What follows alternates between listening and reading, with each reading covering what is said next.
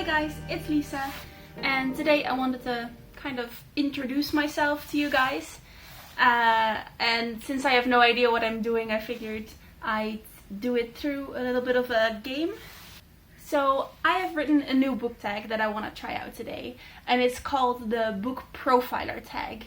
Now this is based on my kind of obsession with the Criminal Minds TV series. For anyone who doesn't know, Criminal Minds is about a team of people profiling criminals to kind of find out who they are and why they commit crimes in order to catch them. And one thing they sometimes do is when they find their apartment, the criminal's apartment, is they look at the bookshelves. And often it's like, oh, this person has self-help books, so he was trying to better himself or something like that. But I figured I could kind of try it out on my own bookshelves and see if you can get to know me a little bit through them. I've made up 10 questions that I want to answer today, and maybe you'll get to know me a little bit better through them. So the first question is, how are your shelves organized? And I'll put in a little clip of my shelves here. So all the way on the left I have my non-fiction bookshelf. These shelves hold my academic books on the bottom, going from fairy tales and folklore to mythology to religion, and then all the way up to history, languages, and then archaeology and kind of museum studies.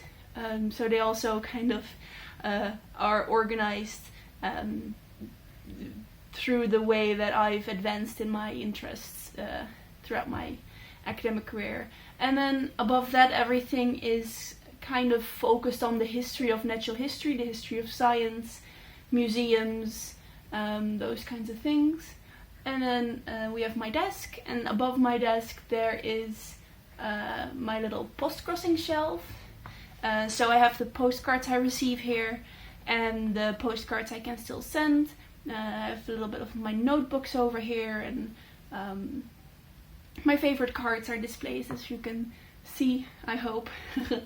And then above that is my fiction to be read pile, which is not that large. I constantly want to buy more, but then as soon as I do, I kind of read them, so I don't have enough funds to keep this shelf well stocked.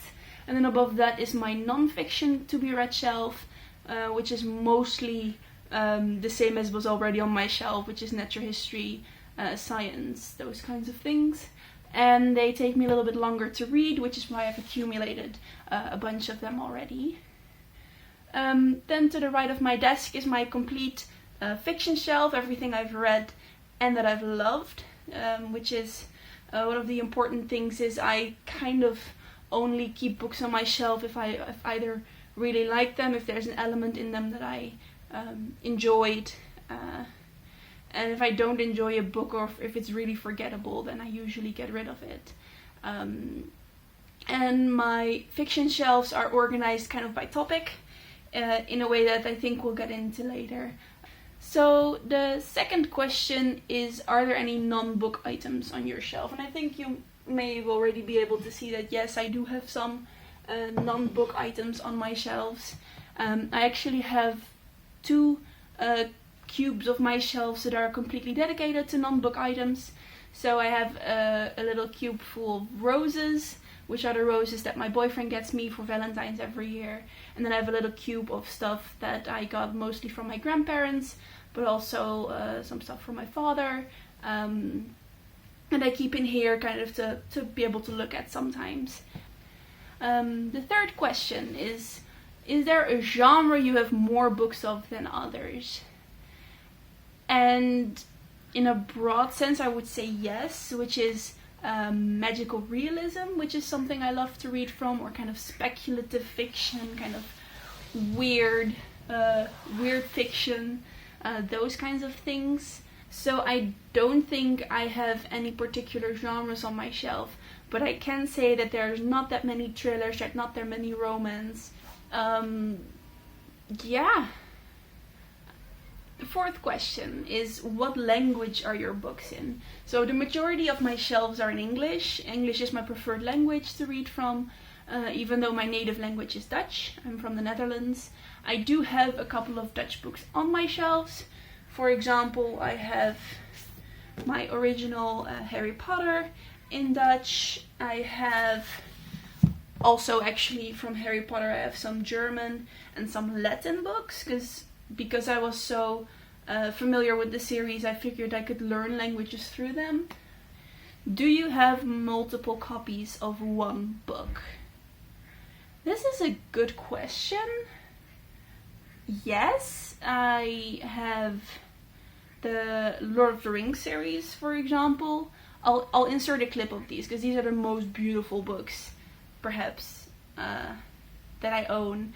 I always kind of got by with a little, what is it called?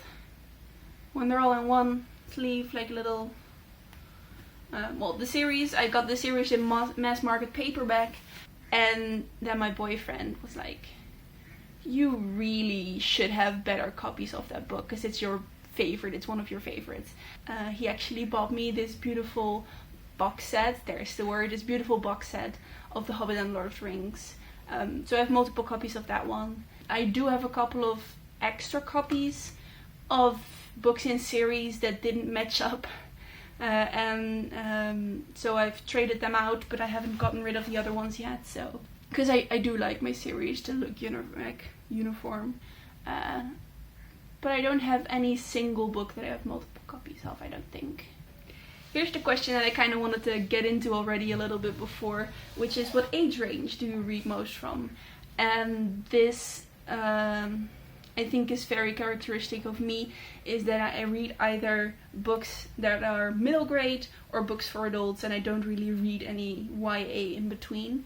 I really love middle grade. I have a whole shelf up there, I'll insert again, a whole shelf of middle grade series. I have a whole shelf of middle grade kind of fantasy folklore stuff. I have a shelf of just random middle grade that I've picked up over the years, and I think middle grade is definitely one of my favorite things to read from, just as a little pick-me-up. It's just something I can read at any time, because it's just happy and you get through it really quickly. I usually take either 1 or 2 days to finish a middle grade book if I have a lot of time on my hands. Oh yeah, and the other age range that's most prevalent is adult. I really want to learn more about the world through my reading. So I read, for example, this one is a short story collection, What It Means When a Man Falls from the Sky, which is all about stories from Nigeria. So these often have more adult themes in them, exploring real world problems as well through a fictional medium, which is why I have a lot of adult books on my shelves that kind of explore the world through fiction. Yeah, so do you have, which is question number 7, is, do you have any books from childhood? So I could have gotten into this when talking about the language books, I could have gotten into this when talking about middle grade, but yes, I do have a couple of books left from childhood. I have in particular The Never-Ending Story here, which is in Dutch, and this is the copy that I read when I was a child. It's a library copy. This is a copy that my aunt got on a library sale and then passed it on to me. And I absolutely love this copy as well, because it has writing in red and blue when it talks about Bastian's story and the story within The Never-Ending Story. And then, as I said, I also have a couple of other books that I used to read a lot in childhood, and actually these are books that I listened to on audio when I was a child, like right before bed, and I borrowed these from the library, so we never had any copies. So when I got my own apartment and I started collecting all my books, I got copies of all these books. One of my favorites is, what is it, A Letter for the King? Look at that, it's beautiful. And then I'll insert another clip of the other books on that shelf, which are all books that are not necessarily Dutch authors, but that I own in Dutch because I read them in Dutch for the first time. So the The next question is question number 8. Are there any books singled out on your shelf? So in profiler terms, this would be like maybe someone's favorite book, or a book that's important to them, or a book that's extra special in a different way. For example, that it's really beautiful, which I do have one book of, and it's right up there, and it's Tolkien, which is just so beautiful, but also it's a really big book, so I figured it deserved its own little cube.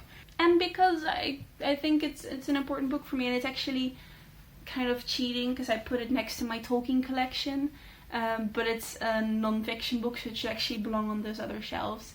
9th question, we're almost there, is do you have any books on a specific subject? So actually right behind me here is my little Wonderland collection. I usually have all my kind of genre books together, so I have my manga kind of together, I have my graphic novels together, I have my short stories together, but here I've collected them all into like a Wonderland themed pile. So I have some manga here, I have a short story collection here, or an anthology I should say. So these are all kind of Alice in Wonderland themed books, so that's like a little themed collection. I also have a collection of books about swimming. Swimming is my favorite sport right now.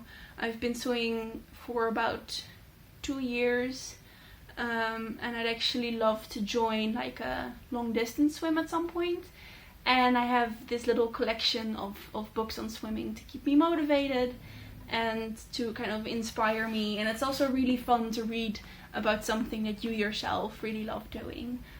So that's another collection of books on one specific subject. Final question, number 10. Is there anything about your reading that these questions have not yet revealed?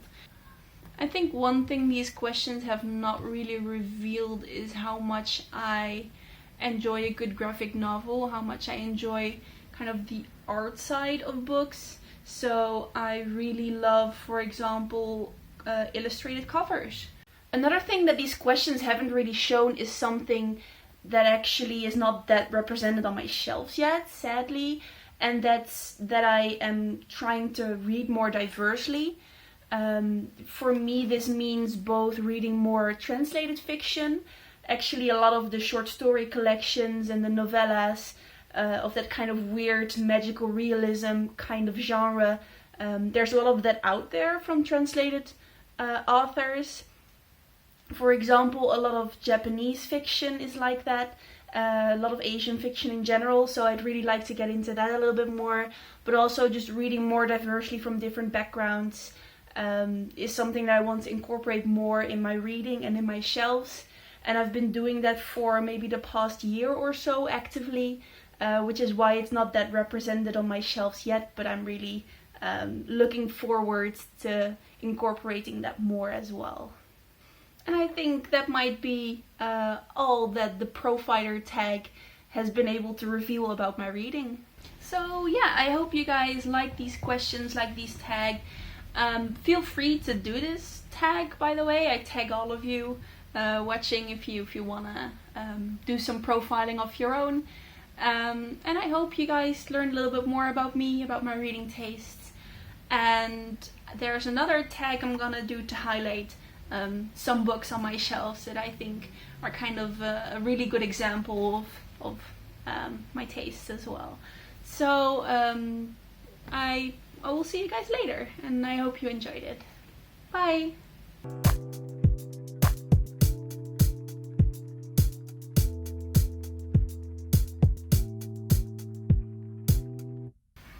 Just kind of smell the seasons.